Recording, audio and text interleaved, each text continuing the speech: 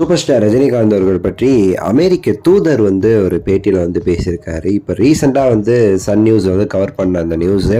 So அவர் பேசுகிறத கேட்கும் போது நம்மளால் நிறைய விஷயங்கள் புரிஞ்சிக்க முடியுது. அதை தான் இந்த வீடியோவில் ஷார்ட் அண்ட் ஸ்வீட்டாக உங்களுக்கு ஷேர் பண்ணலான்னு சொல்லிட்டு லைக் பண்ணுங்கள், ஷேர் பண்ணுங்கள், சப்ஸ்கிரைப் பண்ணி சப்போர்ட் பண்ணுங்கள். சூப்பர் ஸ்டார் அவர்களுடைய அந்த புகழ், அவர் எந்த அளவுக்கு குளோபலி அவரை தெரிஞ்சிருக்கிறாங்க, எந்த அளவுக்கு அவருடைய படத்தை விரும்பி பார்க்குறாங்கிறதெல்லாம் இந்த மாதிரி வெளிநாடுகளை சேர்ந்து அவங்க சொல்லும் போது நமக்கு புரிய வரும். இப்போ ரீசெண்டாக சன் நியூஸ் அமெரிக்க தூதர் ஒருத்தரை பேட்டி எடுத்தாங்க. அவங்க தமிழ்நாட்டில் இன்வெஸ்ட் பண்ணுறாங்க போல.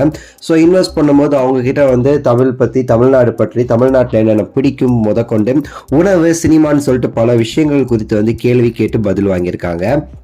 ஸோ தமிழ் சினிமாவை நீங்கள் பார்ப்பீங்கன்னா உங்களுக்கு பிடித்த நடிகர் யாருன்னு சொல்லி கேட்கும்போது அவர் கொஞ்சம் கூட யோசிக்காமல் வேற யார், சூப்பர் ஸ்டார் ரஜினிகாந்த் அவர்கள் தான், தமிழ்நாடுனாலே அவர் தாங்கிற மாதிரி அவர் நிறைய விஷயங்கள் பேசினார் அந்த ஒரு பேட்டியில். நான் இன்னும் ஜெயிலர் பார்க்கல, ஆனால் ஜெயிலர் படத்தை கண்டிப்பாக பார்ப்பேன். என்னுடைய வாட்ச் லிஸ்ட்டில் வச்சுருக்கேன். அமேசானில் அந்த படம் இருக்குது. ஸோ அந்த படத்தை நான் வாட்ச் லிஸ்ட்டில் சேவ் பண்ணி வச்சுருக்கேன். விரைவில் அந்த ஜெயிலர் படத்தை நான் பார்ப்பேன். சூப்பர் ஸ்டார் ரஜினிகாந்த் அவர்களுடைய ஃபேன் அப்படிங்கிறத அந்த ஒரு இடத்துல சொன்னார். ஸோ பல இடங்களில் பல பேர் சொல்லியிருக்கிறாங்க, நம்மளும் நம்ம சேனலில் சொல்லியிருக்கோம்.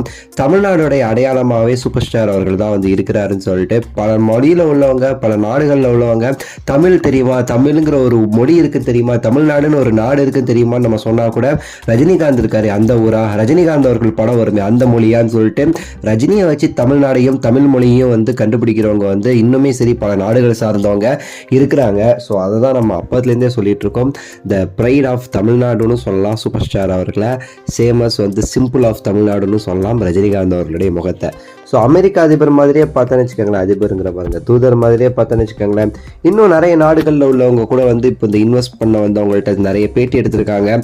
மேக்சிமம் எல்லாருமே தமிழ்நாடை பற்றியும் தமிழ் சினிமா பற்றியும் கேட்கும்போது ரஜினிகாந்த் அப்படிங்கிற பேர் இல்லாமல் அவர்களுடைய பேட்டியே இல்லை.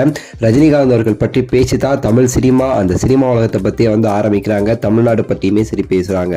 ஸோ இங்கே உட்காந்துட்டு நம்ம காசை கொடுத்துட்டு எங்கள் கோட்டை, அது இந்த கோட்டை, ரஜினியை முந்திட்டோம் அப்படி இப்படின்னு சொல்லிட்டு வாயால் வடை சுட்டுக்கிட்டு இருக்கிறவங்களை முட்டாளாக்கி நம்ப வச்சிட்டு இருக்க ஒரு கூட்டம் மத்தியில் இவங்களெல்லாம் நம்ம சண்டை போகிறத விட்டு நம்ம தலைவர் எந்த அளவுக்கு உயர்ந்து நிற்கிறாரு, இவங்களோட வாயில் மற்ற நடிகரோட பேரே வரல, ரஜினிகாந்த் அவர்களுடைய பேர் தான் வருதுன்னா அப்போ நம்ம யோசிக்கணும்.